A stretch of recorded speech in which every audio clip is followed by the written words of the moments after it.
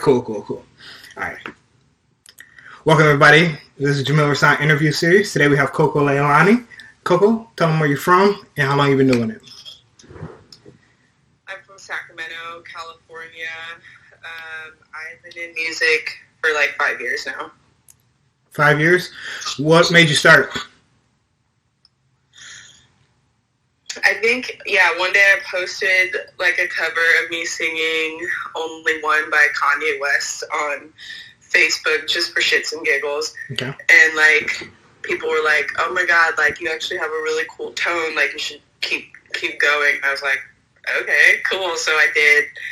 And that's really like what made me start doing it. Did you have a notion that you had a good voice at that point? Were you singing in the shower loving your voice, or was it just like... Yeah. Okay. Yeah, it was a little bit of that. Yeah, for sure. Okay. So then, was it getting into writing immediately? Were you just starting with cover songs, or how did you start getting, finding your voice? I've always been into like writing poetry, like since I was a kid, and just journaling. But when I first started, I did a few cover songs. I did a lot of Amy Winehouse. I did a lot of Erykah Badu.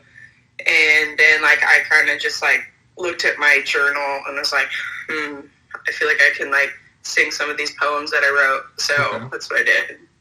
So did you release any of that when you first started writing, or when you first started doing those poems, or are some of those songs you have now, or how did that work out for you? Yeah, I only have one song out in the universe under, like, my band's name. It's called 3 a.m. By Coco and the Boys. That was our band. That's the only song that's out there, but we did perform, a lot of the songs that I turned into songs from poems. So how'd you go from being a band to a solo act? I think we were all just kind of on different pages, and like I love those boys so much. We're still friends, but we all just kind of needed to grow on our own, and so we broke up like maybe 3 months ago or something like that. Okay. So were you afraid of doing it by yourself? Are they all doing it by themselves? Like what's coming from it? I think a little. Yeah, it was like a nice little security blanket having them, but also I think that just with what I'm doing now with like the loop station and everything, it's like I feel like I'm kind of a solo artist. Like that's just in my blood. I don't know. I feel most comfortable being up there now by myself. All right, so let's get into the loop station, since that's one of the things that kind of gives your music its uniqueness. When did you first get the loop station? I got it last summer of 2021, towards the end of the summer, and I had no idea what the fuck I was doing. I didn't read the instructions until like maybe 2 months into owning it. I was kind of just fucking around with it. And I started taking it to like open mics, and like I got like hella positive feedback. I was like, oh my God, this could be something cool. And then I finally like recorded my first song under Coco Lelani, Bandaged, and that's where like just I'm rapping. And like I also like with going solo, I didn't expect to be rapping, but that's kind of just how like the wind pushed me that way. So So when you first got your beat station, because a lot of the things you do are with your own voice, and so what about the beat station did you gravitate towards, that you were like, oh, I'm going to use some of my own vocals for this? Or was it like I didn't have any samples, or I didn't want to use samples, or like what was it about the beat station that allowed you to create from your own voice? Yeah, that's a good question. I've like always been a beatboxer and scatter, and I just love to like get high and just like make weird ass sounds. And when I was like probably like 18 or 19, maybe 20, there was this app that I had called Loopy, and it was essentially what my loop station does, but for your phone. and it would just loop sounds. And my friend and I, she also had it. We would just like, I'd beatbox, or like I'd like sample sounds of me just like banging on pans and stuff like that, and it would just loop the sound. So I kind of was always into just producing music organically, I guess, like from noises and sounds from my mouth and stuff. I've always been good at that. So were you doing that when you were with your band as well, or is that just like part of your growth into a solo artist, is just fully embracing all of you? That was it. Yeah, there's definitely, like, when I was with my band, we were kind of just like your average like R&B, soul, jazz sound. I would scat a little bit in like one or two of the songs, but that was it. And it really wasn't until I got the loop station where I was like, oh my god, this is like my full like potential, not full potential, but like just, this is opening like a door that I had already knew was there, and I didn't even think about it. So yeah, I feel like it helps you manifest the artist that you're trying to be. Like it gives you the full picture of who you are as an artist. And I think that part of that as well is the YouTube videos, Instagram videos that you do. So how did you get into start doing those Instagram videos, and what do those do for you? Yeah, posting on Reels, that's definitely helped too. It's just like reaching people who I don't even know, reaching the world. But yeah, I posted, I think my first Reels is just of me singing Valerie at an open mic, but my second post was me doing Bandage before Bandage was even Bandage, and it got like 11,000 views, which for, me, that was a lot. And I was like, holy shit, like that's hella views, and like I had a lot of people like really fucking with me. And so I was just like, dude, this is it right here. Let me check this out. Yeah. So what have you learned by doing them? Like, I noticed that you keep them very minimalistic, but also they're still, you're vibing them. So like, what have you learned by doing them? Is it that your personality is the main thing, the music's the main thing? What's getting you with the views on that? What do you think? Yeah. Well, yes, hella minimalistic. So the loop station that I use is called the Boss RC 202, which is like a smaller version of the Boss RC 505, which has like, that one has like 5 different tracks essentially, and the one that I use has 2. But I literally just bought the 505 last week. I got it in the mail 2 days ago, so I've been congratulations. Around with it. So I'm gonna have hella more just options. Like I'm gonna be able to like switch up my beats so much. I'm hella excited, because that was the thing that I noticed. I was like, I don't really have hella range with the Boss RC 202, because it only has the 2 like loop tracks. But yeah, so I'm still like fully like, I'm still like working out the kinks and like trying to like figure out how to work the 505. Okay. But yeah. So, yeah, I've definitely noticed like with the loop station, I think like I like laughing a lot, and I like humor in music. So I think that like I'm just trying to figure out the balance of like how to like continue to be like my organic self, like talk about shit that matters to me, that's important to me as a woman in this world, but also keep things like light and fun, so people can like fuck with it. So part of that is that most people who are rappers aren't that big into your equipment. So was that something that you've been into for a while? You've always played instruments or something like that? Or is that just like product of you just really being dedicated to your craft? Yeah, the latter. I'm not like, and that's also too, one thing that I like about the loop station is like I'm teaching myself now like music theory and like the words for everything, and like learning about scales and all these things, but I don't know much about that at all. Okay. And I've never played an instrument. I tried guitar but I got bored, so I stopped guitar. I still have it. I'll pick it up again, I'm sure. But yeah, that's what I like about the loop station is like I can just make the sounds that I'm like looking to hear. I try to imitate guitars. Like I try to imitate just like the sounds of things that like sound good to my ear. And that was one thing that was helpful when I was in my band. I had my best friend in there. Her name's Mary.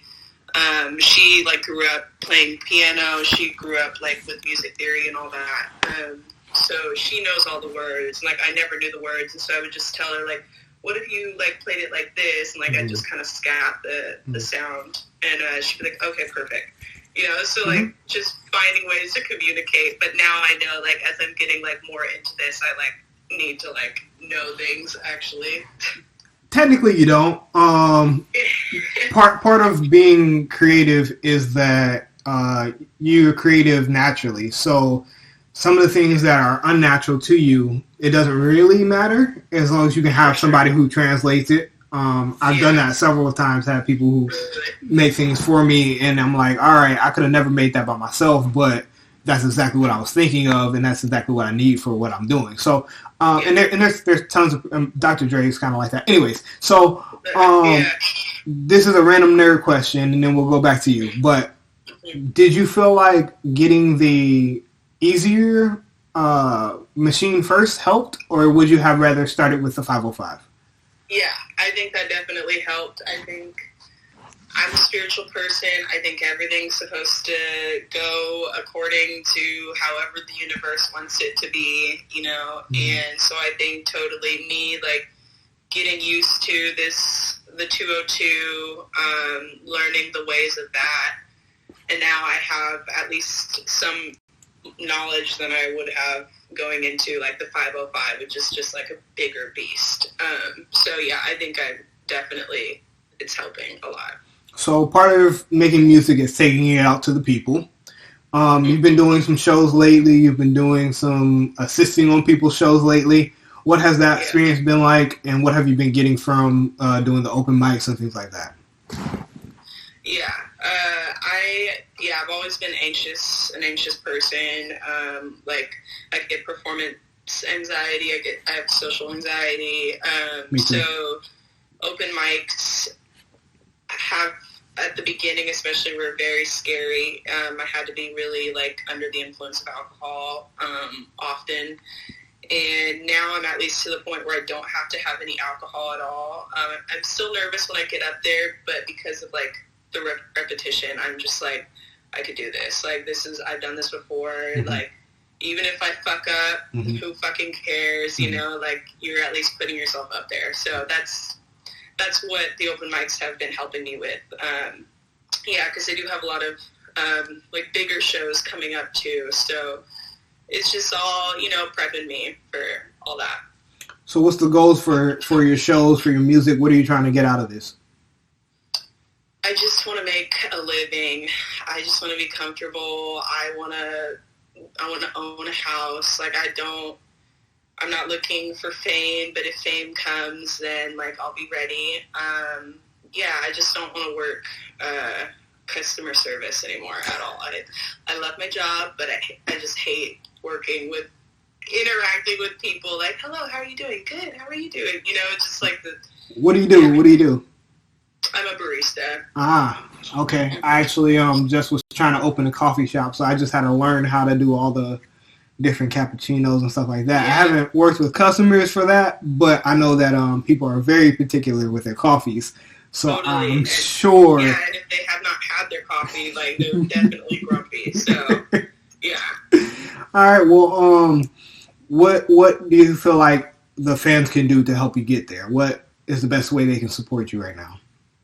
Yeah, I'm working on merch right now. So once my merch drops, I'm going to be selling that like when I go to shows or when I have shows. So that's a way to support me and just coming to my shows and listening to my music and spreading my music. I have another single dropping the 23rd of this month. So yeah, I'm just really going to be pushing music online and shows. So listen and come out, say hi. Any videos coming up? Yeah. I'm working on a video, yeah. I don't know when it's going to be done, though. Are you taking creative control on that, or you have a director that you're licensing it out to, or how you approaching that?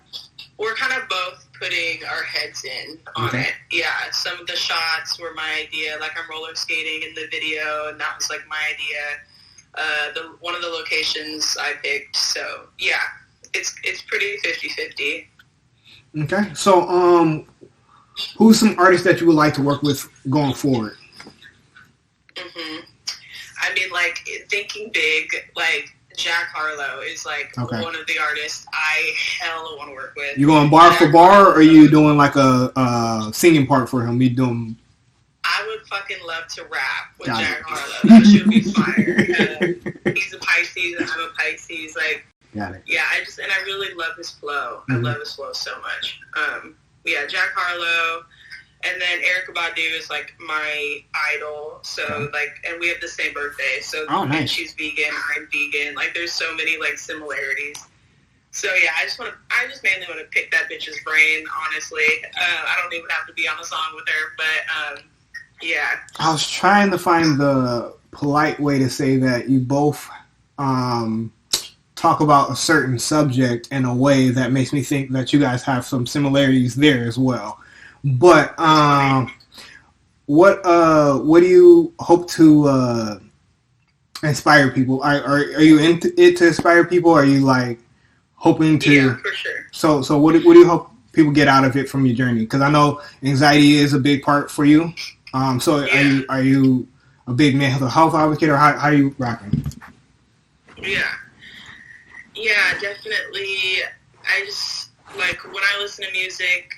And not all music. Some music, there's, like, no issue. I just love the way it sounds or whatever. But, like, typically I go for music that, like, makes me just feel some sort of emotion and just, like sheds light on, like, our humanity. So that's, like, probably, like, my goal is to just, like, be as human as possible and, like, yeah, just for everyone to fucking cry. Like, I cry all the time, so, like, just make music that people just feel things. Yeah. Do you have a go-to cry song? Or album? I cry to everything. I think, like, a lot of Sade, Lover's Rock makes me cry, because it's, like, one of my mom's favorite songs, and so I just started thinking about my mom, and love my mom. So, yeah, I'll cry to anything. I'll cry to things that don't make sense to cry to. I just be crying. So what are your hobbies outside of making music? I roller skate. I've been doing that for, like, I started, like, a year before COVID, so 3 years. And I just like to, if I'm not, like, doing music, I'm, like, trying to be creative. Like, I yesterday collaged some cover art for the single that I'm dropping. So I made a collage. I like to use pastels. I like to draw. I like to, like, binge watch TV shows. And, like right now, after this, I'm going to watch, what's it called? Moon Knight. It's this new, yeah, I know. Have you watched it? Yeah, you should catch up. yeah, I can't wait. I have, like, 50 plants. I have a dog. So, yeah, I'm a homebody. Like, I used to go out to the clubs and stuff like that. I was literally just looking at my photos of Coco, like, 4 years ago. She's a bad bitch, but she was hurt. She was hurt. So she was just, doing too much. Yeah, so, yeah, I do mushrooms often. Yeah, I like to just try to expand, my mind. So, since you went there, nobody else has gone there yet. So I'm gonna make you the experiment here. See where this goes. people don't understand the mental health benefit of using mushrooms correctly. Yeah. Correct. So, can you talk about some of that for you? Yeah. I did microdosing, like, on the regular, like, I'll, like, do 2 capsules. I don't know how much it is. I could look at the specs, but off the top of my head, I don't know. So I'll do 2 capsules, just a little microdose one day, and then I'll take 2 days off, and then I'll do it again, and that's the cycle for me. And literally since I started doing that, which was like I started doing that like right around the same time I got my loop station. Okay. It just has helped me be present, be more in my skin, be less in my head. It's like boosted my creativity. Whenever I'm like microdosing, I'm just like having just a really nice day. Like even if something goes bad, like I'm just like, it's all good. It's all good. So yeah, it's definitely helped me with like my social anxiety and everything too. Yeah, I don't really connect that, the timing of that and the loop station and like my solo career and all that, but I definitely, I think that mushrooms changed your life. One of the big reasons. Yeah, for real, it's crazy. Yeah. Well, this is not a drug PSA, but for those who go through mental health, I just encourage anybody who's going through mental health, go find what works for you. So part of that as well, though, is as an artist, you want to interact with people, but people have different level of anxieties. So is there a certain way that you prefer that people approach you if they're going to talk about music, or is there just that, any feedback's good feedback? So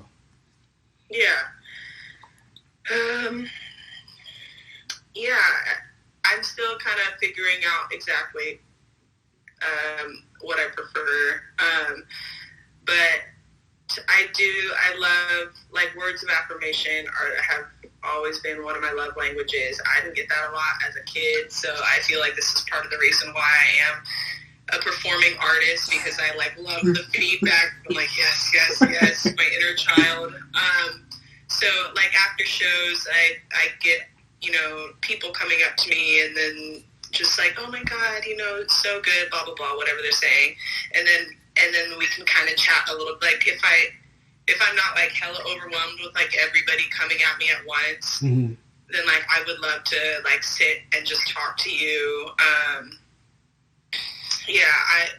a pretty personable person. Like, even though I do have hella anxiety and it might not be looking like I'm freaking out, but like for the most part, like I can push through it, and like if I can make a connection with somebody, like that's like the ultimate goal. So I do encourage people coming up to me, for now at least. I don't know how crazy this is gonna get, but for now at least, it's like a nice dosage right now. Okay. Is there anything else you want to get out to the people? Anything they should be looking forward to? No, just be ready. Be ready, because I'm coming. All right. Well, we look forward to hearing from you. It was good talking to you again. People don't know that this is the second time we've done the interview because I messed up the first time. So okay. I think this one went well. We talked about a bunch of stuff we talked about before, a bunch of new stuff. So hopefully in the future we can do another one when you're leveled up and we're in both different places. Sure. All right. All right. Well, thank you for talking to me. I'll talk to you again soon. All right. I'll see ya.